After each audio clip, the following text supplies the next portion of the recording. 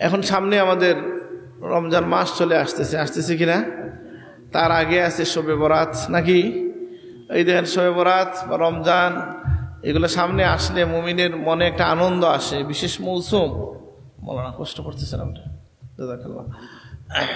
বিশেষ মৌসুম এই শবে বরাত, এটা নিয়ে ইখতিলাফের কিছু নাই। এই কারণে যেহেতু সকল মতের মানুষের মতে যেটা হাদিসে নিশ্চিতভাবে এটার বর্ণনা আছে, আলহামদুলিল্লাহ, নাকি? এখন আমি দেখি যে অনেক সময় ভুল বুঝাবুঝি হয় আমাদের মধ্যে, যেমন অনেক জ্ঞানী মানুষকেও এর কথা আমরা বলতে শুনি যে যারা পড়াশোনায় অনেক প্রাগ্রসর, কিন্তু এইভাবে বলেন যে আমি শবে বরাত অর্থাৎ ভাগ্য রজনী বললে আমি এটা মানি না, কিন্তু শবে বরাত অর্থ ভাগ্য রজনী, এ কথা কে বলল? শব অর্থ রাত, আর বারা এটা আরবি শব্দ, অর্থ হচ্ছে মুক্তি, এটা হচ্ছে মুক্তির রজনী। তো মুক্তির রজনী এটা তো হাদিস দ্বারা প্রমাণিত। আল্লাহ অগণিত বান্দাকে এই দিন জাহান্নামের আগুন থেকে মুক্তি দিয়ে দেন, আলহামদুলিল্লাহ।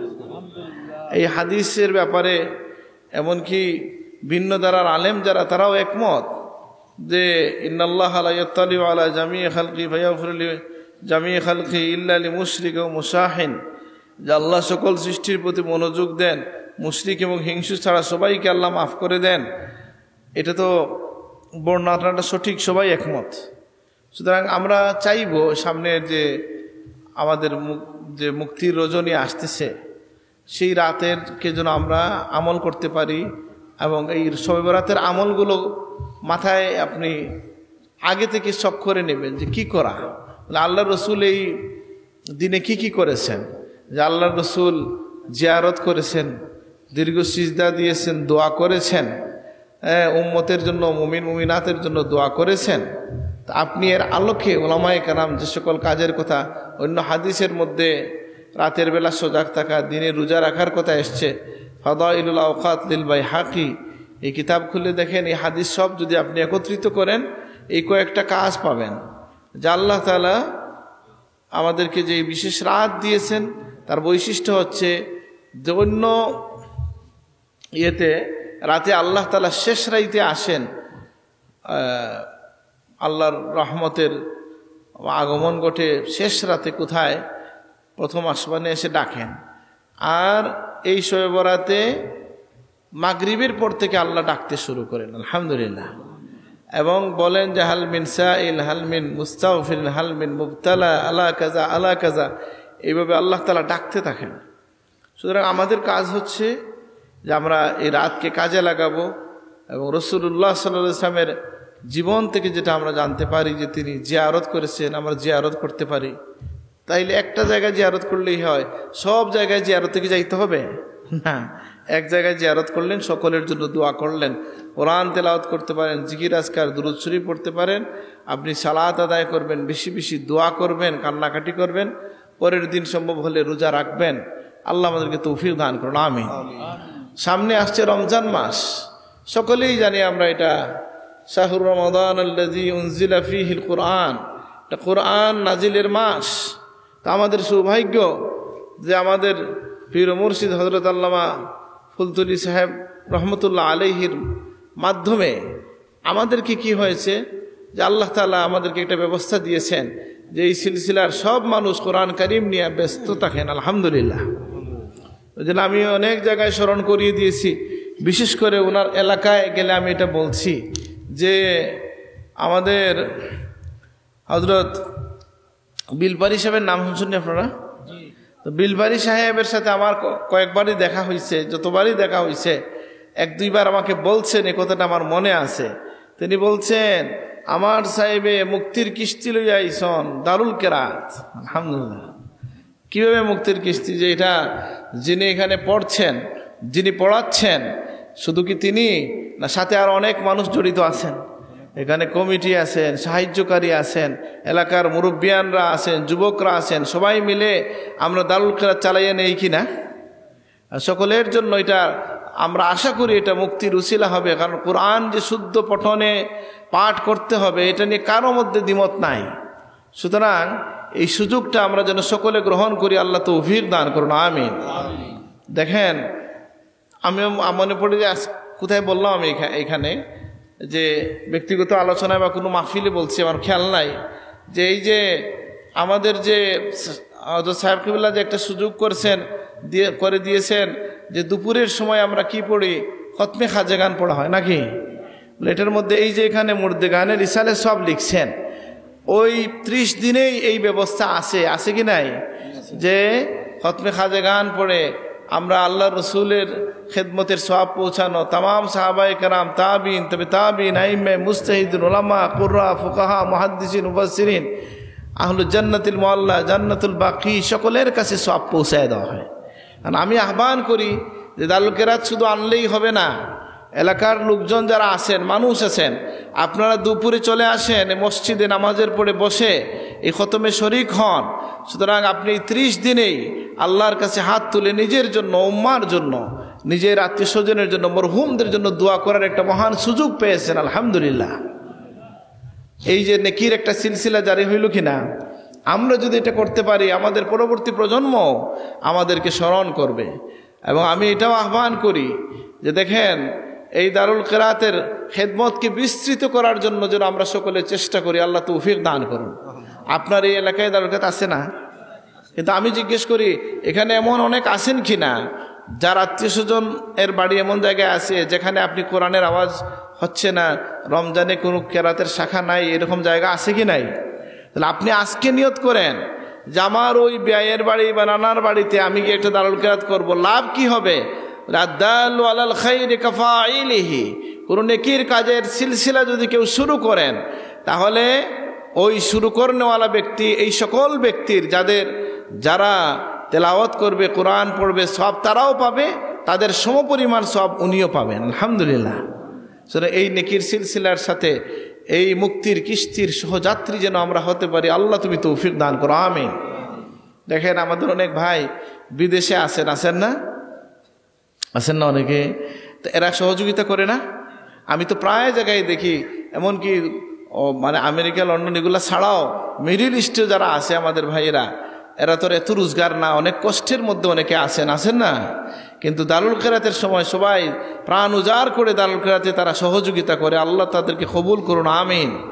এবং দূর দেশে থেকেও তারা যে ভালোবাসা রাখে, যে যোগাযোগ রাখে দারুল কেরাতের শাখার জন্য, এটা তো কোরআন কারীমের প্রতি ভালোবাসা, আল্লাহর প্রতি ভালোবাসার একটা প্রকাশ, আল্লাহ কবুল করুন, আমিন। আমরা জানি যে আমাদের এই যেহেতু সামনে দারুল কেরাত আসছে, অনেক কথাই বলতে আমার মন চায় কিন্তু বলতে পারি না, যেমন রেকর্ড হচ্ছে, অনেক কথা আমার বলার বয়স না, এই জন্য আমি বলি না। যেমন ধরেন কারি সাহেবদের কি বলবো, চেয়ারম্যান সাহেব, আচ্ছা, তো এই যে আমাদের কারি সাহেবদের প্রতি আমি বিনীত গুজারিশ করছি যে আমরা যখন কোরআন কারীমে যারা কারি হয়েছেন তাদের পড়ার মধ্যে একটা স্তর নির্ধারিত হয় কি না?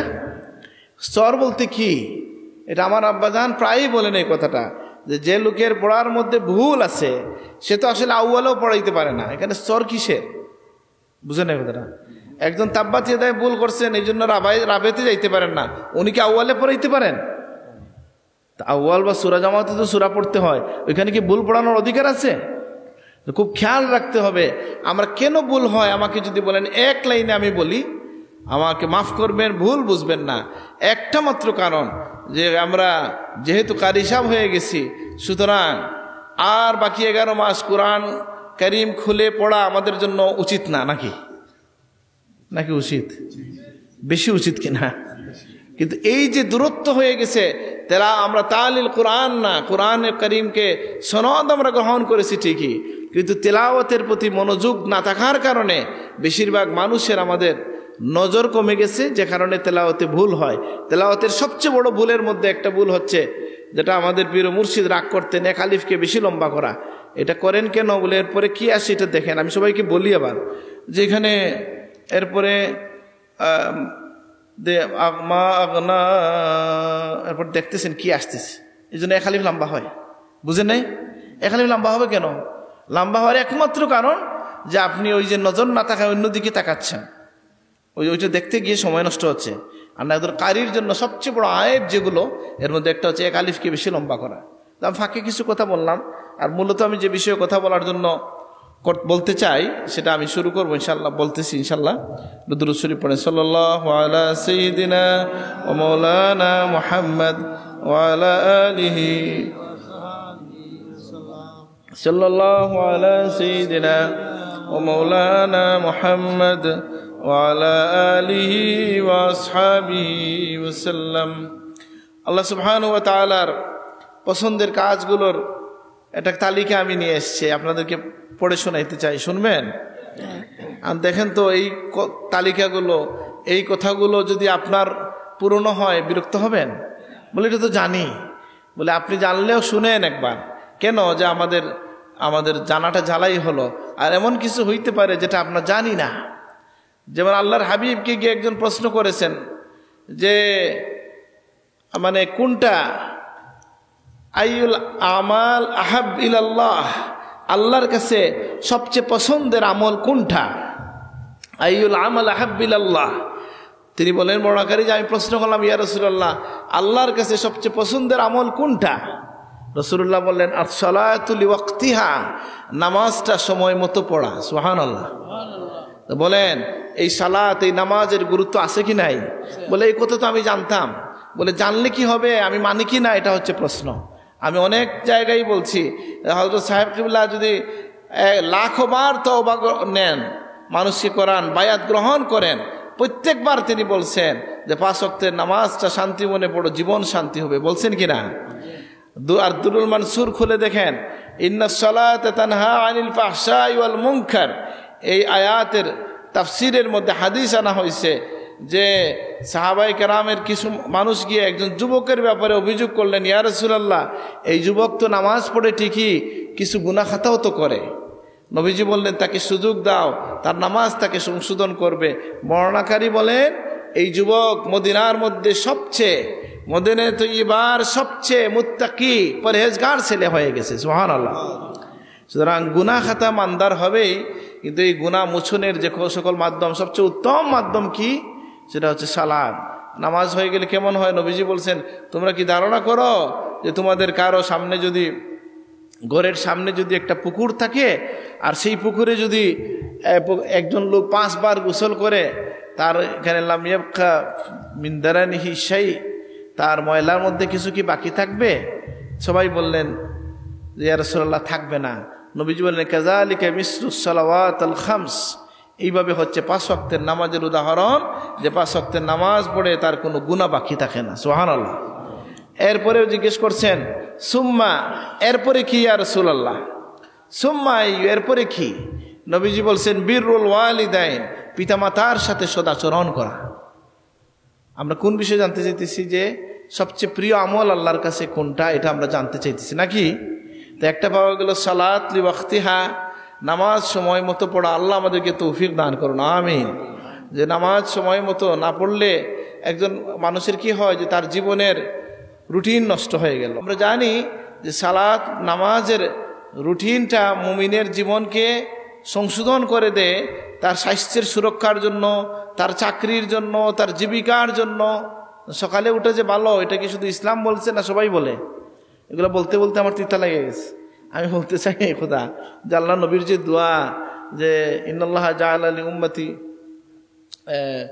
আল বারাকাতা ফিস সুহুর, ও কামা ক্বালা সাল্লাল্লাহু আলাইহি ওয়াসাল্লাম, নবীজি বলতেছেন যে আমার উম্মতের জন্য আল্লাহ তাআলা সকালবেলা বরকত রাখছেন। সুবহানাল্লাহ। এই বরকতের সময়টাকে ধরতে হইলে আমাকে আগে আগে নামাজে উঠতে হবে কিনা? আল্লাহ আমাদেরকে তৌফিক দান করুন। বিরুল ওয়ালিদাইন নিয়ে আমি লম্বা কথা বলতে চাই না। আমরা অনেকেই এ বিষয়ে অনেক ওয়াজ শুনেছি, আমরা জানি আলাদা বিষয় এটা, যে পিতামাতার সাথে সদ্ব্যবহারটা কেমন, মানে আল্লাহর পরে সবচেয়ে বড় অধিকার কার? وَقَضَى رَبُّكَ أَلَّا تَعْبُدُوا إِلَّا إِيَّاهُ وَبِالْوَالِدَيْنِ إِحْسَانًا।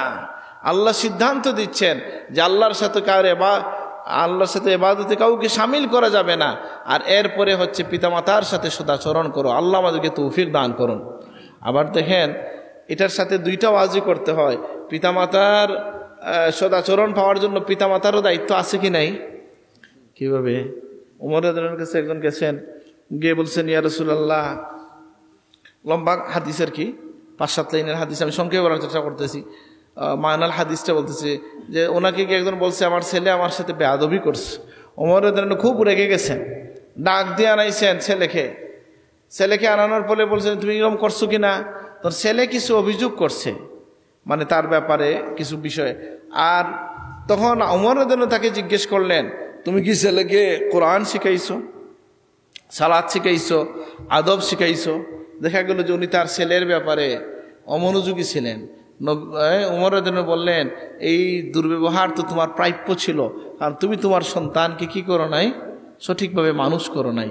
এই জন্য বলা হয়, আরবিতে একটা কথা আছে, রুব্বা উকুকুল ওয়ালিদাইন লিতাসুই তা'দীবিহি।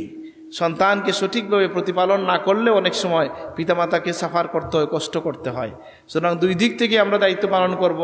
যখন আমরা অভিভাবক হব, আমাদের সন্তানদেরকে দ্বীনের উপর, ইলমের উপর, আদবের উপর গড়ে তোলার চেষ্টা করব। আল্লাহ তৌফিক দান করুন, আমিন। আর শুধু ইলম না, আদব আছে সাথে। আল্লিমুহুম ওয়া আদ্দিবুহুম, ইলম শিখাও, আদব শিখাও।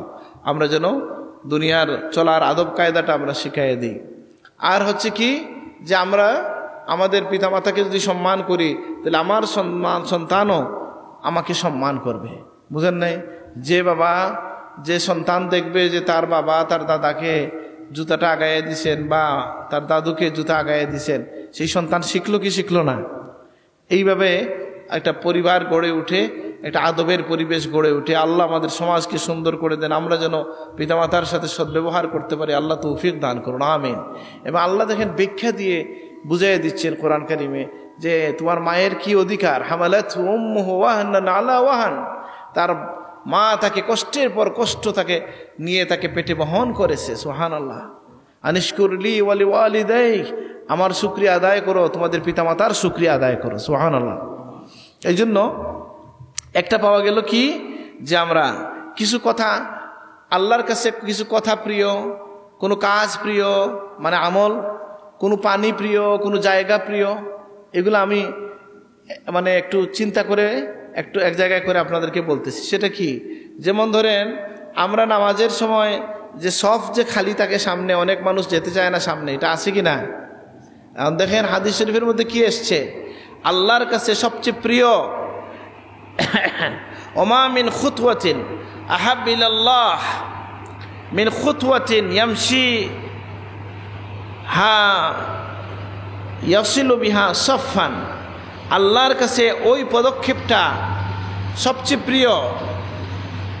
আমরা বিভিন্ন চলাফেরা, আমাদের পায়ের দ্বারা অনেক কাজ হয়, হাতের দ্বারা কাজ হয়, চোখের দ্বারা কাজ হয়, জিহ্বার দ্বারা কাজ হয়, হয় কি না? বুঝাইতে পারলাম কিনা? আচ্ছা, আওয়াজের কারণে হয়তো বোঝা যাচ্ছে না যে আমাদের প্রত্যেকটা অঙ্গ প্রত্যঙ্গের কাজ আছে কি নাই। এটা তো আমরা নিজেই বুঝি। আমার চোখ দেখে, হাত ধরতে পারে, পা চলতে পারে, নাকি কান শুনতে পারে, এবং এইগুলাকে যে হেফাজত করতে হবে। ইন্না সামআ ওয়াল বসরা ওয়াল ফুআদা কুল্লু উলাইকা কানা আনহু মাসউলা, যে তোমার ইন্না সামআ ওয়াল বসরা ওয়াল ফুআদ, তোমার কান, তোমার চোখ, তোমার হৃদয়, সব কিছু আল্লাহর কাছে জিজ্ঞাসিত হবে। তাহলে আমাদের এই কান, চোখ, জবান, হৃদয়, হাত সব কিছুকে হেফাজতের জন্য আল্লাহর কাছে দোয়া করতে হবে। প্রিয় নবী সাল্লাল্লাহু আলাইহি সাল্লামের একখানা দোয়া রিয়াদুস সালেহিন এসেছে, আমি আপনাদেরকে শোনাচ্ছি। আল্লাহুম্মা ইন্নী আউযু বিকা মিন শাররি সামঈ ওয়া মিন শাররি বসরি ওয়া মিন শাররি লিসানি ওয়া মিন শাররি কলবি ওয়া মিন শাররি মানিয়্যি। আমার সাথে এবার বলেন তো, আল্লাহুম্মা ইন্নী আউযু বিকা মিন শাররি সামঈ ওয়া মিন শাররি বসরি ওয়া মিন শাররি লিসানি ওয়া মিন শাররি কলবি ওয়া মিন শাররি মানিয়্যি। হে আল্লাহ, আমাকে অনিষ্টতা থেকে বাঁচান, আমার কানের, আমার চোখের, আমার জিহ্বার, আমার হৃদয়ের, আমার লজ্জাস্থানের। আল্লাহুম্মা আমিন। শুধু কি আপনি চাইলেই হবে না, আল্লাহর সাহায্য লাগবে? চাই, আল্লাহর সাহায্য লাগবে।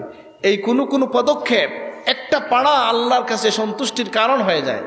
আমাকে আমার একজন ডাক্তার সাহেব আছেন, নিয়মিত আমাদের ঢাকার খানেকায় আসেন, তো উনি অনেক বিষয়ে আমাকে যাচাই করার জন্য শোনান, আর আমি ওনার কাছ থেকে শিখে নেই, আলহামদুলিল্লাহ। বুঝেন নাই? অনেক সময় আছে যাকে মনে করা হচ্ছে বড়, ওনার চেয়ে ছোটো থেকেও শেখা যায়। যদি উনি আমার সমবয়সী মানুষ, এসে অনেক প্রশ্ন করেন। আমাকে এনে একদিন একটা ভিডিও দেখাইলেন, যে বলেন তো ইয়ামানের এক শায়েখ এরকম বলছেন, কেমন হয়েছে? বললাম হ্যাঁ, এ কথাটা আমিও জানি, কিন্তু এত সুন্দর করে তো আমি বলতে পারি নাই। যে বড় পীর আব্দুল কাদের জিলানী রহমতুল্লাহ আলাইহিকে জিজ্ঞেস করা হয়েছিল, আল্লাহ পর্যন্ত পৌঁছতে কতটা পদক্ষেপ দিতে হবে, কত দূর যাইতে হবে, কতটা পাড়া দিয়ে আগাইতে হবে। আব্দুল কাদের জিলানী রহমতুল্লাহ আলাইহি, বড় পীর আব্দুল কাদের জিলানী রহমতুল্লাহ আলাইহি তিনি বলছেন, তুমি একটা মাত্র পদক্ষেপ দিবা, আল্লাহ পর্যন্ত পৌঁছে যাবা। সুবহানাল্লাহ। সেই পদক্ষেপটা কি জানতে চান? ইয়া আল্লাহ, এটা আমাদের সকলের, এটা সারা জীবনের মুজাহাদা হচ্ছে এটা। তিনি বলছেন কি, যে তুমি তোমার মনের খাহিসাতে নফসানির উপর পাড়া দিলেই আল্লাহ পর্যন্ত পৌঁছে যাবা। সুবহানাল্লাহ। মানে কি? তোমার মনের বিরোধিতা শুরু করো, মনের কুপবৃত্তি। আর মন ভালো কিছু চাইলে তো মাশাআল্লাহ। তো সাধারণত মন কি চায়? খারাপই চায়। কে বলছেন? কোরআন কারিমে নবীর ভাষায় আসছে, ইন্নান নাফসা লাআম্মারাতুম বিসু ইল্লা মা রাহিমা রাব্বি। এরকম আয়াত কি বোঝা গেল? যে নিশ্চয়ই নফস মানুষকে গুনার দিকে টানে, আর যদি না আল্লাহ দয়া করেন। এই জন্য আল্লাহর হাবিব বলছেন, আদা আদুয়াক, তোমার সবচেয়ে বড় দুশ্মন হচ্ছে আল্লাযী বাইনা জামবাইক, যেটা তোমার দুইটা বাজুর মাঝখানে আছে। তোমার নফস হচ্ছে তোমার সবচেয়ে বড় দুশ্মন। তাহলে নফস কি চায়? বলে বড় চেয়ার চায়, চায় কিনা? সবচেয়ে বেশি সম্মান চায়, দুনিয়ার সবচেয়ে বড় ধনী হয়ে যেতে চায়, সব কিছু চায় নাকি? বলে মন যা চায় তা যে খারাপ কিভাবে বুঝবো? বলে এটা তো আমি একটা উদাহরণ দিই, মানুষ আবার হাসার জন্য বলছি না। আচ্ছা বলেন তো, মিষ্টি খাইতে ভালো লাগে না করলা খাইতে ভালো লাগে? কোনটা ভালো? ক্ষতি কোনটা? লাভ কোনটায়? ক্ষতি কোনটায়? আপনার মন যেটা চাইলো এটা ভালো, না যেটা চাইলো না এটা ভালো? গুস্ত খাইতে ভালো লাগে না সবজি খাইতে ভালো লাগে? ক্ষতি কোনটা আর লাভ কোনটা? তো এটা থেকে আপনি বুঝেন, মন যেটা চায় এটার বিরোধিতা করলে আল্লাহ পাওয়া যায়। বুঝেন না এই কথাটা? আমি নিজে থেকে বলতেছি না, আব্দুল কাদের জিলানী রহমতুল্লাহ আলাইহির কথা থেকেই বলতেছি। তো এই যে ধরেন মসজিদে জুমার বেলা আসলেন, ইমাম সাহেব মসজিদ আছেন এখানে, ইমাম সাহেবকে জিজ্ঞেস করলে পাবেন কিছু মুসল্লি, কি আসেন ভাই ঠিক না, মুসল্লি আসেন, দেখবেন আসবেন একেবারে শেষ টাইমে, আচ্ছা খালি খুঁজবেন যে কীভাবে সামনে না আসা যায়। ভাই আপনি জেনে নেন এই হাদিস, যে আল্লাহর হাবিব বলতেছেন সবচেয়ে প্রিয় আহাব খুতওয়া, আল্লাহর কাছে সবচেয়ে, ওমা মিন খুতওয়াতিন আহাব ইলাল্লাহ মিন খুতওয়াতিন ইয়ামশিহা ইয়াসিলু বিহা সফান। কোনো সফকে পূর্ণ করার জন্য, মিলানোর জন্য যে মানুষ আগায়া যায়, এর চেয়ে উত্তম, এর চেয়ে প্রিয় আল্লাহর কাছে আর কোনো পদক্ষেপ নাই। সুবহানাল্লাহ। তাহলে মসজিদ হইয়া খরকুশি দিতানি, পিছন দিতানি, না সামনের দিকে যাব? আল্লাহ তুমি তৌফিক দান করো, আমিন। আর অনেক হাদিস আপনি পাবেন আল্লাহর কাছে প্রিয় কোন কাজ। যেমন একটা হাদিস আছে, সবচেয়ে বেশি যে হাদিস এসছে, আহাব্বুল আমাল ইলাল্লাহ আদওয়ামুহা ওয়া ইন কাল্লা, আল্লাহর কাছে সবচেয়ে প্রিয় কাজ হচ্ছে যেটা নিয়মিত করা হয় যদিও অল্প করা হয়। আমার কথা কি বোঝা গেছে? যে একদিন হঠাৎ করে এক রাইতে 100 রাকাত, এরপরে 3 মাস নামাজ নাই, মানে তাহাজ্জুদ আর নাই, এটা ভালো না প্রত্যেক দিন 4 রাকাত করে যদি আমরা পড়তে পারি তাইলে জমা হবে বেশি কিনা? আর বিষয়টা কি? বলে প্রত্যেকটা রাত আমার বরকতপূর্ণ হয়ে গেল, আল্লাহ তৌফিক দান করুন, আমিন। তাহলে আল্লাহর হাবিবের এই কথাটা বেশি আসছে, বেশি হাদিসে, বুখারী মুসলিম সহ প্রায় সকল হাদিসের কিতাবেই আছে। এই মুহূর্তে সব রেফারেন্স আমার মনে নাই, যে এই হাদিসটা আছে কি, আহাব্বুল আমাল ইলাল্লাহ, আল্লাহর কাছে কাজের মধ্যে সবচেয়ে প্রিয় কাজ হচ্ছে আদওয়ামুহা ওয়া ইন কাল্লা, যে কাজটা নিয়মিত করা হয় যদিও এটা অল্প হয়। তাইলে আমরা হঠাৎ করে একদিন অনেক ইবাদত আর পরে 3 মাস না, এটা হওয়া না হইয়া প্রত্যেক দিন কিছু কিছু ইবাদত করা অভ্যাস করে নেওয়া, আল্লাহ আমাদেরকে তৌফিক দান করুন, আমিন। তো আমি যেটা বলছিলাম যে আমাদের মসজিদগুলোতে এইটা একটা সমস্যা আমরা দেখি, এটা বাচ্চারা হয়তো এটা করতে পারে। তো বাচ্চাদেরকে মসজিদে নিয়ে তো অনেক সময় দেখা যায় দ্বন্দ্ব লেগে যায়। মাসালাটা কি? আমি যতটুকু পড়াশোনা করে জানি যে বাচ্চা তার পরিষ্কার পরিচ্ছন্নতা, প্রস্রাব পায়খানার বিষয়টা বুঝে, সেই বাচ্চাকে মসজিদে নিয়ে যাওয়া বরং উচিতই। বুঝেন নাই? তার অভ্যাস হবে না? অভ্যাস হওয়া দরকার আছে কিনা? হ্যাঁ, কিন্তু এখন বাচ্চারা যে কিছুটা বিয়ে করে চঞ্চলতা করে এটা একটু মেনে নিতে হয়। কেন? এই জন্য আল্লাহ দেখেন সুন্দর বিধান রেখেছেন, প্রিয় নবীর বাণী থেকে বুঝি আমরা, ফিকহের কিতাবগুলোতে বলা হয়েছে বাচ্চারা দাঁড়াবে কোথায়? একেবারে সামনে নামাজে না একেবারে পিছে? সবার পিছে, নারীদের আগে বোধ হয়, সবার পিছের কাতারের দিকে গিয়ে দাঁড়াবে কে? বাচ্চারা। কেন? বলে সে আসবে সবার শেষে, যাবে সবার আগে। বুঝেন নাই? আর মাঝে একটু ইটিস পিটিস হবে, ধাক্কা ধুক্কা দিবে, তো আপনি মুরব্বী সামনে দেখলে তো মিজাজ খারাপ হবে নাকি? আপনি এটা আর দেখলেন না। তো বাচ্চাদেরকে পিছনে যে দেওয়া হয়, বাচ্চাদেরকে পিছনে দেওয়ার উদ্দেশ্য কি এটা? যে তাকে ছোটো করার জন্য না, যে তার ছোটো মানুষই করার সুবিধা হবে, অর্থাৎ তার ছেলে মেয়ে তার খেলাধুলারও সুবিধা হলে একজন একটু ধাক্কা টুক্কা দিবে, তা আপনি বলবেন হ্যাঁ এই বাচ্চা নেই, ডিস্টার্ব করে এখানে। এই জন্য বাচ্চাদেরকে পিছনে দিতে পারেন, কিন্তু তাদের প্রতি আপনি বিরূপ কথা বলবেন না, আচরণ করবেন না। আর এরাই তো আপনার ভবিষ্যৎ, এদেরকে দিয়েই তো আপনার শুরু হবে, এরাই আপনার জন্য আগামীতে দোয়া করবে, মসজিদ আবাদ রাখবে, ইসলামের পতাকা ধারণ করবে নাকি? এই জন্য আসুন না সব এলাকাতে এক দুই মুরব্বী রাগ করলেন আস্তে আস্তে।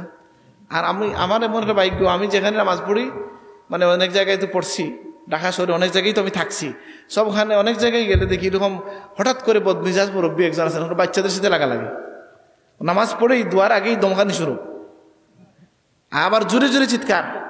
আপনি যে জোরে চিৎকার দিলেন এটা হয়েছে গুনাহ, আর বাচ্চার তো কোনো গুনাহ নাই। বুঝেন নাই? আপনি চিল্লা চিল্লি করে আপনার সওয়াব হইল না গুনাহ হইল? গুনাহ হয়েছে। আর যে বাচ্চা করছে তার তো কিছু লেখা শুরু হয় নাই, ভালো কিছু করলে তার পিতা মাতার কাছে যাবে নাকি? যাই হোক, তাহলে আমরা আল্লাহর পছন্দের কাজগুলোর তালিকা জানতে চাই। তাহলে আরেকটা হাদিস আমি পড়ে শোনাচ্ছি আপনাদেরকে, যে আল্লাহর কাছে সবচেয়ে প্রিয় কাজ কি। এই জিনিসটা আমরা অনেকের কাছে জানা নাই, এটা এই সময়টা এখন না, কিন্তু এই সময়টা না হইলেও জেনে রাখেন। এটা জানেন কি না যে জিলহজের প্রথম দশকের আমলটা কেমন?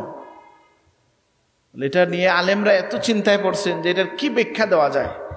তখন একটা ব্যাখ্যা দিচ্ছেন যে এই দিনের এত ফজিলত, আল্লাহ কোরআনে শপথ নিছেন ওয়াল ফাজরি ওয়াল লায়ালিন আশর, ফজরের শপথ এবং ওই 10 রাতের শপথ। কোন 10 রাত? এই জিলহজের প্রথম 10 রাত। বলেন জিলহজ কখন আসতেছে? রমজান, এরপরে কি শাওয়াল, এরপরে কি, এরপরে জিলহজ। জিলহজের প্রথম দশকের এত গুরুত্ব যে আল্লাহর হাবিব বলতেছেন যে আল্লাহর কাছে মা মিন আইয়ামিন আল আমালু সালিহ ফিহা আহাব ইলাল্লাহ মিন হাযিল আইয়াম। এই 10 দিনের আমলের চেয়ে আল্লাহর কাছে আর এত প্রিয় কোনো আমল নেই, আর কোনো দিন নেই যে আল্লাহ তাআলা, এমন কোনো দিন নেই যে আমলে সালেহ করা আল্লাহর কাছে এত পছন্দনীয় এই 10 দিনের চেয়ে। দিনের গুরুত্বটা বোঝা গেল কিনা? তাহলে আবার এর মধ্যে আসছে কোরআন কারীমে এটার কথা উল্লেখ এসেছে। আবার একজন উম্মুল মুমিনিন থেকে বর্ণিত আছে নবীজি এই সময় রোজা রাখতেন। এই ফজিলতের কারণ বলতে গিয়ে উলামায়ে কেরাম বলেন যে এই দশকের মধ্যে আল্লাহর ফরজকৃত, আল্লাহর বিধানকৃত প্রায় সকল আমল করা যায় শুধুমাত্র ওই 10 দিনের মধ্যে। কারণ আপনি এই সময়ের মধ্যে রোজা রাখা মুস্তাহাব অনেকে বলছেন, এটা নিয়ে একটু ইখতিলাফ আছে। রোজা রাখা যায়, নামাজ তো আছে, হ্যাঁ, ওয়াজকুরুল্লাহ ফি আইয়ামি মালুমাত, নির্দিষ্ট দিনের জিকির যেটা আল্লাহ বলছেন এটা এখানে আছে। ইয়াউমুত তারবিয়া এখানে, ইয়াউমুন নাহর এখানে, ইয়াউমুল আদহা এখানে, ইয়াউমুল হজ এখানে। সুবহানাল্লাহ, এই দশকে কত কিছু জমা হয়েছে। সালাত নামাজ যে অন্য সময় পড়ি, এই 10 দিনে আছে কিনা নামাজ? রোজা আছে, রমজানে আছে, ঠিক আছে, এটা ফরজ। নফল রোজা এই সময় আছে কি নাই? আচ্ছা, সবচেয়ে উত্তম দিনের মধ্যে একটা দিন হচ্ছে ইয়াউমুল আরফা, যেটা ইয়াউমুল হজ। এই দিনটা আছে কিনা এই দশকে? 9 তারিখে। এর আগে যে ইয়াউমুত তারবিয়া, যে দিনে মিনা থেকে রওনা দেন, ইয়ে থেকে মক্কা শরীফ থেকে মিনার উদ্দেশ্যে সবাই, এটা আছে কিনা? ইয়াউমুল আরফা। এরপরের দিন ইয়াউমুন নাহর, 10 তারিখ হচ্ছে কুরবানির দিন, হজের দিন, আরফার দিন, রোজা রাখা যায় না, সব ইবাদত এসে একত্রিত হয়ে গেছে একটা দশকে। এই দশকটা হচ্ছে কি? এই জিলহজের প্রথম দশক, যেটা প্রথম দশকটা। এই জন্য আল্লাহর হাবিবের হাদিস হচ্ছে কি, যে আল্লাহর কাছে সবচেয়ে প্রিয় আমল হচ্ছে এই 10 দিনের আমল। তো সাহাবায়ে কেরাম বললেন ইয়া রাসূলুল্লাহ ওয়ালাল জিহাদ ইয়া রাসূলুল্লাহ, আল্লাহর পথে জিহাদও কি এর কাছাকাছি আসবে না? নবী বলছেন না, ওয়ালাল জিহাদ, জিহাদও এর কাছে আসবে না। তবে কেউ যদি জিহাদে বের হইয়া গিয়া তার প্রাণটা দিয়ে দেয়, তাহলে ওই 10 দিনের আমলের সমান হবে ওই শহীদ হয়ে যাওয়াটা পর্যন্ত। সুবহানাল্লাহ। আচ্ছা, এখানে আচ্ছা তারাবি কি তা ফোড়া হয় না, ওই তো রাহাত লিয়ে সমস্যা নেই। আচ্ছা যাক, আজকে রমজান তো আরো সামনে আছে। আমি ওকে, তো যেটা বলছিলাম যে আমরা এই এখন জিহাদের কথা আমি বলতে বলে গেছি, ওই হাদিসের মধ্যে কিন্তু জিহাদের কথাই আছে যে প্রথমে হচ্ছে সালাতু লিওয়াক্তিহা, সুম্মা কি বিরুল ওয়ালিদাইন, এরপরে হচ্ছে আল জিহাদু ফিস সাবিলিল্লাহ, আল্লাহর পথের জিহাদ। কিন্তু আল্লাহর পথের জিহাদ যে এটাকে নিয়ে একটু কেউ ভুল ইয়েও করেন। এখন বলেন জিহাদটা কই চলতেছে এই মুহূর্তে আপনাদের দৃষ্টিতে? আমরা বলতে পারি একটা জায়গায় নিশ্চিতভাবে জিহাদ চলতেছে, সেটা কোন জায়গায়? ফিলিস্তিনের গাজায়, নাকি? এখন যে আমরা দেশে যে হঠাৎ করিয়া বাড়ি গেলেন আমাদের কিছু সালাফি ভাই, ওনারা 156 জায়গায় একদিনে বোমা ফুটাইলেন, এটা কিন্তু জিহাদ হইল নি? বলে ভাই বুঝলাম না, এখানে মুসলমানের শান্তিপূর্ণ দেশে বোমা ফুটাইয়া কি অর্জন করতে চান? পাশেই তো মুসলমানরা অনেক কষ্টে আছে কি নাই? কই ওখানে কি কোনোদিন গেছে ওরা? তো এই জিহাদ কি ওই জিহাদ? খুব খেয়াল রাখবেন, বিভ্রান্তির মধ্যে পড়বেন না। তবে জিহাদ আল জিহাদ মাউদিন ইলা ইয়াউমিল কিয়ামা, কিয়ামত পর্যন্ত জিহাদ চলবে, এটা যেন আমরা বিশ্বাস রাখি। ছিলাম আল্লাহর কাছে সবচেয়ে প্রিয় জায়গা কোনটা আপনারা বলেন তো? সবাই জানেন মসজিদ, নাকি? তা আমি একটা ঘরের কথা বলি যেটা আল্লাহর কাছে সবচেয়ে প্রিয়, সেটা কি? যে আহাব্বুল বুয়ুত ইলাল্লাহ, এখানে আছে হয়তো, আছে নিশ্চয়, সেটা হচ্ছে বাইতুন ইউকরামু ফিহিল আইতাম আও কামা ক্বালা রাসূলুল্লাহ। আল্লাহর কাছে সবচেয়ে প্রিয় ঘর হচ্ছে ওইটা যেখানে এতিমকে সম্মান করা হয়। সুবহানাল্লাহ। এমনি তো আহাব্বুল বিলাদ ইলাল্লাহ মাসাজিদুহা, সবাই জানেন, নাকি? এটা বলতে তো আর কারো বিরুদ্ধে যায় না, কিন্তু ওইটা বললে কারো বিরুদ্ধে যায় কি না?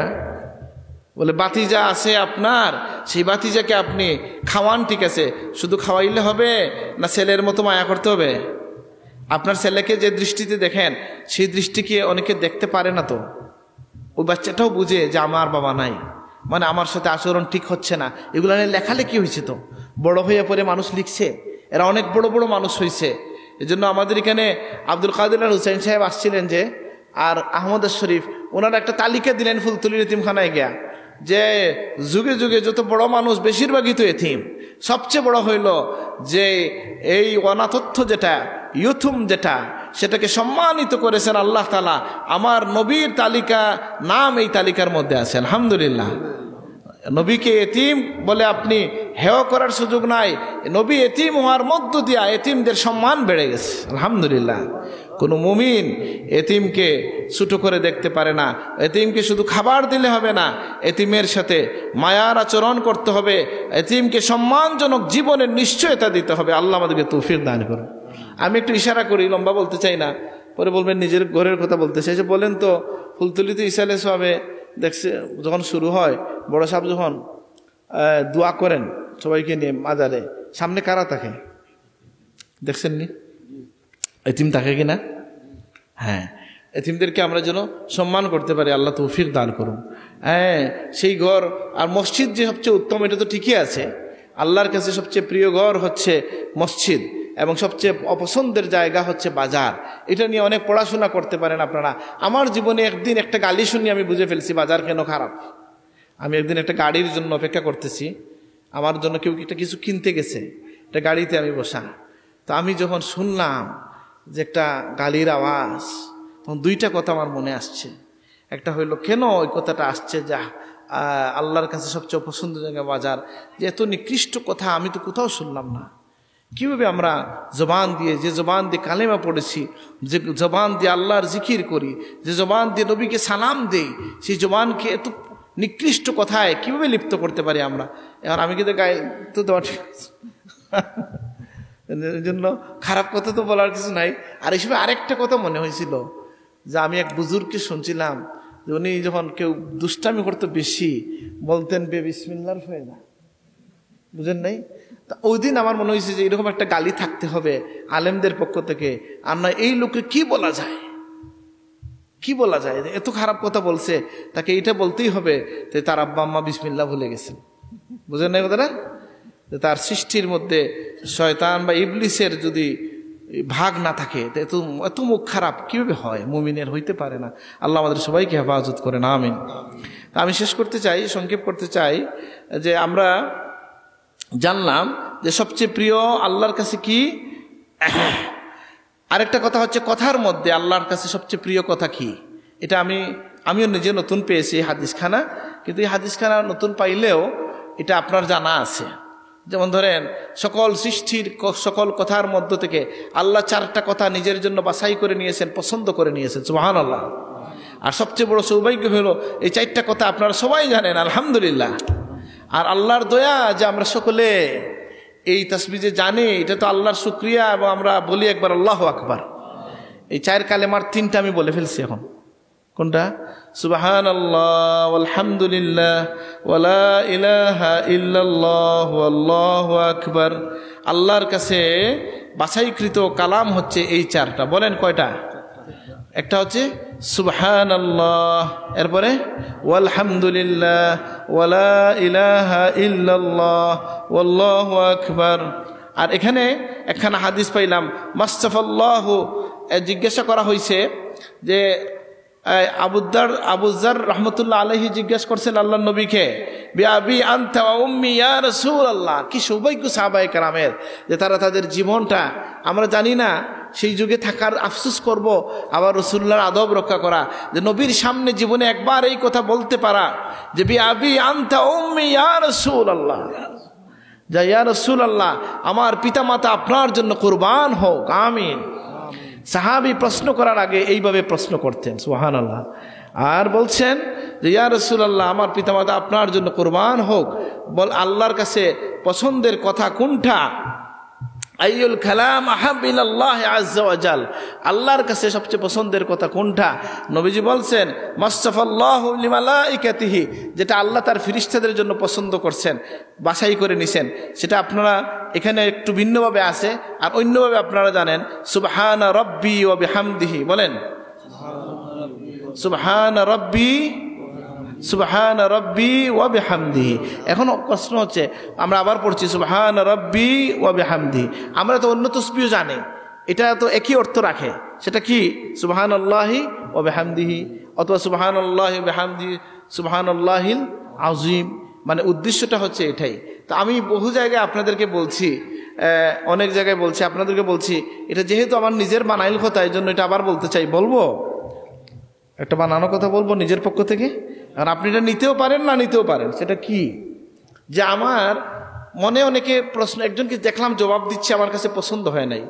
যে কেউ যদি বলেন এটা যে আল্লাহ তো পবিত্র আছেন, আল্লাহু আকবার, আল্লাহ তো মহান আছেন, আল্লাহর পবিত্রতা আমরা বর্ণনা করছি, আল্লাহর প্রশংসা আমরা করছি, এটা আল্লাহ কেন চান? কেন আল্লাহ আমাদেরকে এত প্রশংসা, এত পুরস্কার দেন আল্লাহর নাম নিলে? আল্লাহর নাম আমরা না নিলে আর কি নেওয়ার নেই কেউ? আছে না? আল্লাহ বলছে ইউসাব্বিহু লিল্লাহি মা ফিস সামাওয়াতি ওয়াল আরদ, আসমান জমিনে যা কিছু আছে সবাই আল্লাহর তাসবিহ করতেছে, সুবহানাল্লাহ। তো বান্দার মনে যদি এই প্রশ্ন আসে, আল্লাহ সবাই তোমার প্রশংসা করে, আমরা না করলে কি হবে? ফেরেশতারা বলেন ওয়া নাহনু নুসাব্বিহু বিহামদিকা ওয়া নুকাদ্দিসু লাক, আমরা তোমার প্রশংসা করছি, করছি, এদেরকে কেন সৃষ্টি করবা? এই যে বোঝা গেল এরা করতেছেন, ফেরেশতারা করতেছেন, সকল সৃষ্টি করতেছে, তো আমরা না করলে কি হয়? আল্লাহ কেন চান যে তার বান্দা তার জিকির করুক, তাসবিহ পড়ুক, তাহমিদ করুক, হ্যাঁ, তাকবীর দিক? কেন? আমি নিজে নিজে একটা ব্যাখ্যা বের করছি ভাবে, যে আমি অনেক মানুষকে জিজ্ঞেস করলাম, ভাই আপনি যখন দাদা হইছেন তখন আপনার নাতিকে যে শুধু বলেন বলো দাদা, বলো দাদা, আবার ছেলে যদি জন্ম নেয় দেশে আর বাবা থাকতো বিদেশে, মিডিল ইস্টে, তাইলে রেকর্ড করিয়া মাত ফাটাই নিত কথা, যে ছেলে আব্বা আব্বা ডাকতেছে শুনেন। আর এখন ফোন ধরিয়ে শোনানি হয় যে বলো আব্বা আব্বা, আছে কি না? কেন ভাই? তোমাকে যদি, আপনাকে যদি সে দাদা না ডাকে, আপনি কি দাদা না? বাবা না ডাকলে আপনি বাবা না? কেন শুনতে চান? বলে এটাই হচ্ছে নিয়ম, প্রিয়জনের নাম, আমি প্রিয়জনের মুখ থেকে আমি আমার নামটা শুনতে চাই। আল্লাহ যেন আমাদেরকে বলেন আমি তোমাদেরকে ভালোবাসি, আমি তোমাদের মুখ থেকে আমার নাম শুনতে চাই। এই জন্য আমরা আল্লাহকে তাসবিহ করবো, আল্লাহ তুমি তৌফিক দান করো, আমিন। তাই জন্য এই সুবহানাল্লাহ ওয়া বিহামদিহি অথবা সুবহান রাব্বি ওয়া বিহামদিহি, এগুলা হচ্ছে আল্লাহর কাছে সবচেয়ে প্রিয় কথা। তো এইভাবে আর অনেক বর্ণনা, আমার কাছে 12 পৃষ্ঠার মতো আছে বর্ণনা এখানে, যে বলা যায় যেগুলা আল্লাহর পছন্দের কাজ কথা আছে। আর যেমন ধরেন আল্লাহর কাছে সবচেয়ে পছন্দের পানি কোনটা, এটার হাদিস একটা পেলাম আমি, কি যে আল্লাহর কাছে সবচেয়ে পছন্দের পানি হচ্ছে ওয়ামা কাতরাতুন আহাব ইলাল্লাহ মিন কাতরাতি দামইন মিন খাশিয়াতিল্লাহ আও কাতরাতি দামিন ফি সাবিলিল্লাহ। আল্লাহর কাছে সবচেয়ে পছন্দের কাতরা হচ্ছে আল্লাহর ভয়ে যদি কোনো মানুষের চোখে এক ফোঁটা পানি আসে, সেই পানি আল্লাহর কাছে খুব প্রিয়। সুবহানাল্লাহ। অন্য হাদিসে আমার দাদা সাহেব পড়ে শোনাইতেন, ওয়ারাজুলুন যাকারাল্লাহ খালিয়ান ফাফাদাত আইনাহ, কেউ যদি একাকী বসে বসে আল্লাহর জিকির করে আর তার চোখটা পানিতে ভেসে যায়, তাহলে আল্লাহ তাকে আরশের নিচে জায়গা দান করেন। সুবহানাল্লাহ। তা আল্লাহর কাছে প্রিয় পানি কোনটা, কাতরা কোনটা, চোখের পানি। আর হচ্ছে জিহাদের ময়দানে শহীদের রক্তের ফোঁটা। সুবহানাল্লাহ। তাইলে আল জিহাদু মাউতুন ইলা ইয়াউমিল কিয়ামাহ, কিয়ামত পর্যন্ত জিহাদ চলবে, যেন সকল মুমিনকে জিহাদের জন্য মানসিক একটা প্রস্তুতি রাখতে হয় কিনা। দেখেন আমাদের দেশ এখন এটা ক্রান্তিকালের মধ্য দিয়ে যাচ্ছে কিনা। এই জন্য মানে এখানে বাইয়ে বাইয়ে মাইরিত নানি বলে না, আমরা আল্লাহর কাছে দোয়া করবো, আল্লাহ এই জমিন আর রক্তে রঞ্জিত হোক আমরা চাই না, আল্লাহ তুমি কবুল করো, আমিন। আমরা কোনো বহিঃশত্রুর দ্বারা যেন আক্রান্ত না হই, যদি হয়ে যান তাহলে কি করতে হবে বলে সকল মুসলমানকে এক যুগে দাঁড়াইতে হবে কি না। এই জন্য জিহাদের কথা ভোলা যাবে না, ভোলানো যাবে না, মনে রাখতে হবে যে মুমিনের জীবনের রক্তের মূল্য, রক্ত এসেছে কেন বলে এটা আল্লাহর পথে প্রয়োজনে আমরা বহে দিতে পারি। কারণ কথা হচ্ছে যেমন ধরেন এখানে আমি খুব জ্বালাময় একটা বক্তব্য দিলাম, তাহলে আমি এটা হয়তো করি না, কিন্তু এটা মনে লালন, ঠিক আছে না। জেহাদি বক্তব্য হয়তো এই মুহূর্তে আমি দিলাম না, কিন্তু জেহাদ আছে কি নাই এবং এটা লালন করতে হবে কিনা মনের মধ্যে, অবশ্যই লালন করতে হবে। তো যাই হোক, আমি আমার কথা শেষ করতে চাই যে সংক্ষিপ্তভাবে আমি যে কথাগুলো বললাম, প্রথমে একটু শবে বরাত নিয়ে একটু কথা বললাম। উদ্দেশ্যটা কি বলে চাইলে, শবে বরাত যেহেতু লাইলাতুন নিসফ মিন শাবান না বললে আমি এটা মানতে পারি না, বললে নামাজ রোজাও বাদ দিবেন। নামাজ রোজা কি আরবি না ফার্সি? বুঝলাম না, ফার্সি। তো এখন যদি কেউ বলে এটা তো কোরআন হাদিসে নাই, আছে কি নাই, কোথায় আছে বলে কোরআনে সালাত আছে, সৌম আছে। আমাদের দেশের রাষ্ট্রীয় ভাষা, ইসলামী স্টেটগুলোর ভাষা, রাজাদের ভাষা ছিল কি ফার্সির জন্য এটা অনুবাদ হয়ে আসছে নাকি। এখন যদি কেউ সালাত সৌম বলতে পারেন ভালো বলেন, আবার এটা কোনো ভাষার সাথে আল্লাহর কোনো শত্রুতা নাই, বুঝেন না এই কথাটা। এটার জন্য আপনি পেরেশান হওয়ার কিছু নাই। যদি বলেন খারাপ না, সালাত সোম বলেন, কিন্তু এই জন্য কি বলবেন যে সালাত সোম না বললে আমি আর নামাজ রোজা করব না, এটা করা যায়? ঠিক তেমনিভাবে এই কথা বলা যাবে না যে শবে বরাত বললে আমি মানবো না, লাইলাতুন নিসফ মিন শাবান বললে মানবো, বলে দুইটা তো একই, এটা হচ্ছে আরবিতে আর এটা হচ্ছে ফার্সিতে, এবং এটা ওইখানে মানাল হাদিস নিয়ে নেওয়া হয়েছে। এখন বাঙালি অনেকে আছে বরাত অর্থ মনে করে কপাল ভাগ্য নাকি দা, এটা মনে করা যাবে না। যদি কেউ মনে করে এটা ভুল, বুঝেন নাই। ভাগ্য রজনী কোনটা? ভাগ্য রজনী হচ্ছে 27 তারিখেরটা, মানে লাইলাতুল কদর, যেটা আমরা সবাই নির্ধারিতভাবে জানি না। লাইলাতুল কাদরে খায়রুম মিন আলফি শাহর, কাদার মানে কি তাকদীর, ভাগ্যের রজনী, সেটা হচ্ছে ওই সময়। আর এটা হচ্ছে বারাআহ, মুক্তির অর্থে, যে মুক্তি রজনী। আর রমজানের জন্য আমরা প্রস্তুতি, এবং আমরা সৌভাগ্যবান যে আমাদের দারুল কেরাতের কারণে আমরা আমাদের জীবনকে আমরা কোরআনের সাথে লাগিয়ে রাখতে পারি। এই জন্য আমি সাধারণ মানুষকে আমি আহ্বান করলাম যে কেন এমন হবে যে শুধু কারি সাহেবরা পড়বেন, এই এলাকার মুরব্বীরা আলেমদেরকে বলতে পারেন না কারি সাহেব আমাদেরকে নিয়ে একটা সময় দেন। খুসুসি জামাত একটা লেখা আছে না, এটা কি চালু আছে? চালু করতে হবে তো। কারণ আমি জানি যেটা হযরত বদরপুরি রহমতুল্লাহ আলাইহির জীবনের মধ্যে লেখা হয়েছে যে কোরআন কারীম শুদ্ধ না হইলে তিনি কাউকে মুরিদ করতেন না, অথবা মুরিদ হইলে অবশ্যই তাকে কোরআন শুদ্ধ করার তাকিদ দিতেন, এবং এটা তিনি নিশ্চিত করতেন যে তার কোনো মুরিদের কোরআন শুদ্ধ অশুদ্ধ অর্থাৎ তেলাওয়াত শুদ্ধ না এরকম কেউ তার মুরিদ দাবি করতে পারবে না। তো আমরাও তো এটা বলতে পারি, যারা সিলসিলায় ফুল তুলি বলে দাবি করি, আমরা মনে করি যে আপনি এই দাবি তখন যথার্থ হবে যখন আপনার নামাজ পরিমাণ কমপক্ষে কোরআন শুদ্ধ হবে। আল্লাহ তৌফিক দান করুন, আমিন। আমি আমার কথা এখানে শেষ করতে চাই, অনেক সময় হয়ে গেল। জাযাকুমুল্লাহ খাইর। আসসালামু আলাইকুম।